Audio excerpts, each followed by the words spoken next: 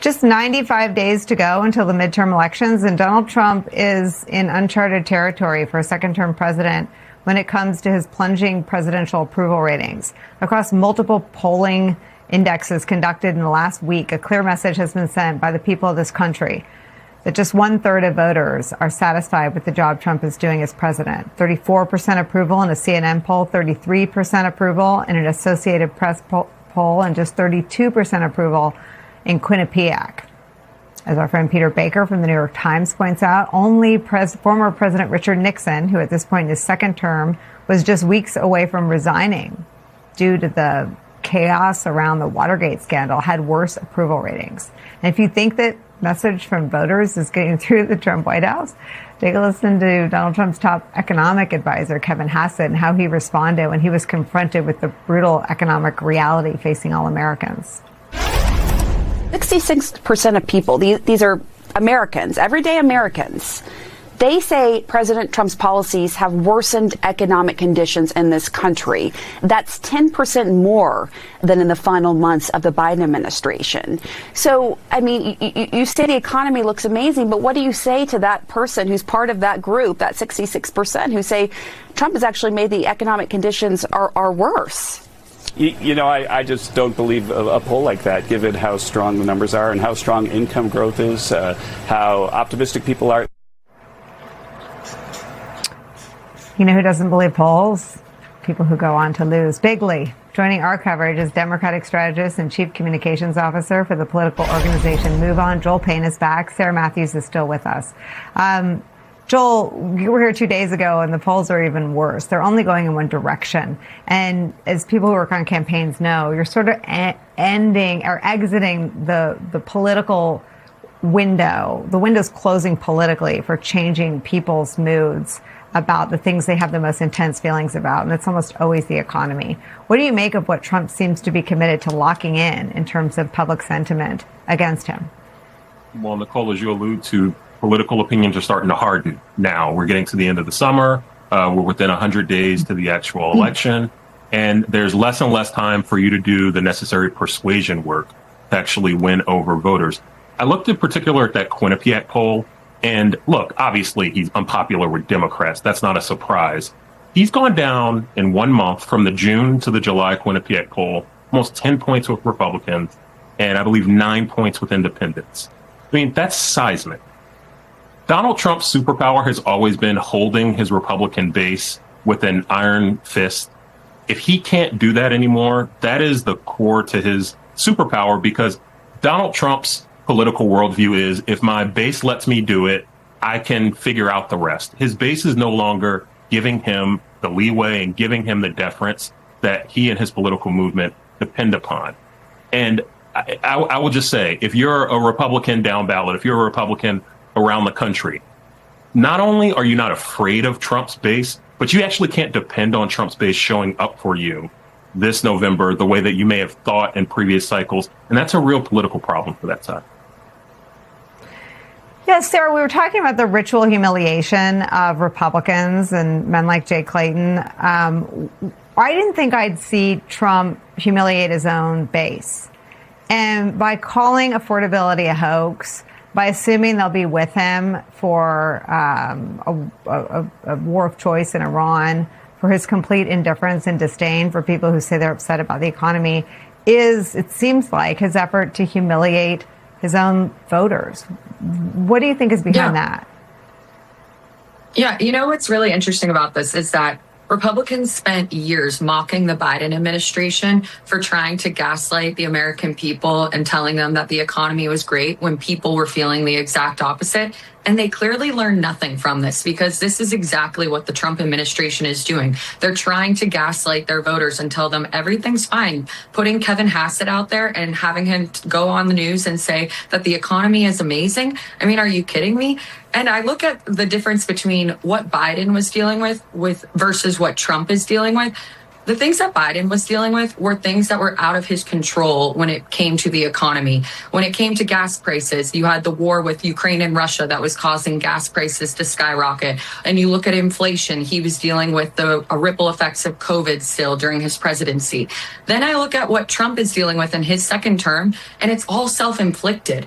The tariffs that he put in place that were completely asinine are what has caused inflation to stay where it's at and the cost of everything to continue to rise. And you look at gas prices, his war of choice with Iran has caused gas prices to skyrocket. So it's just amazing that they clearly have not learned the lessons of the previous administration and then are trying to tell their voters that everything's fine. How much does this new polling matter for Republicans who have to campaign with the baggage that Trump seemingly, apparently brings to the table right now? Yeah, and, you know, his attention has been widely reported, and I think you certainly understand this, as does everyone else at the table. He only wants to talk about and think about the stuff he wants to talk about and think about. He doesn't care what is on other people's minds. His mind is the only mind that matters. And in his mind, he wants to build the ballroom. He wants to have this gorgeous ballroom that everybody will always remember as the quote unquote Trump ballroom. He wants to build this frickin' arch that is going to be disrespectful to the heroes that are resting at Arlington. He, you know, wants to do that kind of stuff and talk about that kind of stuff and then go after all of his grievances with people he thinks have wronged him and the election stuff. He doesn't want to talk about the things that Americans are most concerned about, and that is they can't get health care in rural areas. Their medicines are going to go up from the Trump administration's actions. They can't afford the gas for their car. They can't find childcare. There's a long list of things that he could have a legislative agenda around. He has no legislative agenda other than yelling at John Thune for not blowing up the filibuster so he can figure out ways to keep people from voting. So it is just mind-boggling to me how bad he is at focusing himself on things that will help Republicans. I don't understand it, but I guarantee you the people in Congress understand it. And I talk to my friends that are on the Republican side of the aisle that are still in the Senate. They are furious at this guy for blowing up all these things that are going to make it really hard for them to hold on to a Senate majority, which they thought was a slam dunk a year ago. Yeah, furious and quiet is what they are. they talking to us, they're talking both to Claire. What it doesn't appear they're doing is telling President Trump how hard he's making this on them. Exactly. When you were in the White House when the midterms were happening, and you know, what I remember is that President Biden and the team there were making sure that other Democrats run however you need to. If you need to attack President Biden, let's just make this not a bloodbath. And it ended up not being, right? It wasn't a red wave, it was a red trickle, right? They barely got a majority.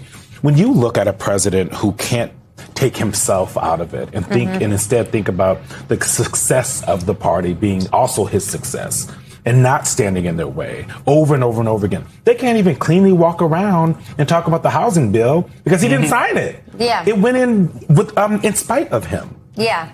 I think that, I think what's really happening here is I think maybe the White House knows the truth, which is the truth is that the president's numbers are very poor with the American people because they understand that he is actually raising their costs across the board. Do you think they've given up? I think what's happening is that he can't really campaign on the economy. I mean, people are like, why doesn't he campaign on his accomplishments? Or because he doesn't have accomplishments to campaign on. The housing bill isn't going to, I think he knows as well as I do, it's a good housing bill. It doesn't make up for gas prices people are paying, the tariffs that people are paying, on the One Big Beautiful Bill Act, their big accomplishment, that has led to higher costs for health care. People are going to lose health care. So I think the real problem for the Republican Party is not just Donald Trump's messaging. It's what Donald Trump has done to the American people. And the other problem is every Republican has gone along with that.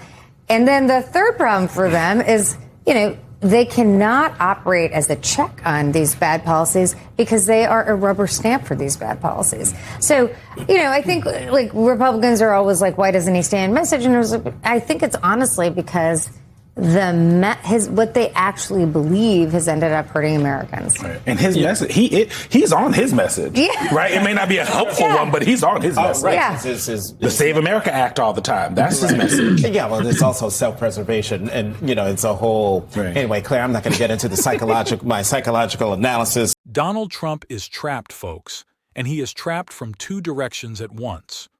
On one side, he is boxed in by the political reality of the Republican Party and the deeply unpopular agenda it has spent decades building. On the other side, he is trapped by his own ego, denial, and inability to admit that he has ever made a mistake. We have talked about Trump's delusions before, but this is where they become politically devastating. He cannot admit that he legitimately lost the 2020 election. He cannot admit that the polls are terrible. He cannot accept that voters may genuinely dislike his policies. Every unfavorable number is fake. Every defeat is rigged. And every criticism is supposedly part of some giant conspiracy against him. And because Trump refuses to acknowledge reality, he cannot pivot. He cannot stand in front of his advisors and say, "We are losing. My agenda is failing. The public is turning against us. We need to rethink this." That sentence is psychologically impossible for him. But the first step toward fixing any political disaster is admitting that a disaster exists. Recognition does not guarantee change, but without recognition, change cannot even begin. Trump cannot reach step one because he refuses to admit there is a problem that needs solving. In his mind, the policies are perfect, the economy is wonderful, the polls are fraudulent, and everyone criticizing him is dishonest. But here is the larger problem for Republicans. Even when they stop lying, stop fear-mongering, and honestly explain what they want to do, their actual policies are deeply unpopular. Republicans do have a governing agenda. The problem is that when they describe it clearly, people realize who benefits and who gets hurt. Their vision repeatedly means weakening public programs, cutting assistance, reducing health coverage, protecting wealthy interests, and shifting more costs onto working families. That is why they cannot campaign honestly on their real platform. They either pretend those policies do not exist, distract voters with endless culture war outrage, or imitate Democratic positions when those positions are popular. Then, once elected, they implement the exact opposite. Trump says he loves Medicare. He says he supports Medicaid. He insists that he will never touch popular social programs. Why does he say that? Because even Donald Trump understands that cutting those programs, the ideological foundation of the modern Republican agenda, is politically toxic. He knows voters depend on them. He knows families would reject him if he openly explained the consequences. So Republicans are caught in the same trap as Trump. They cannot admit their policies are failing, but they also cannot honestly campaign on what they intend to do. Their only options are denial, distraction, and deception. Because if the Republican Party clearly presented its actual vision for the country without slogans, without culture war noise, and without pretending to defend the programs it plans to weaken, millions of Americans would never vote for it.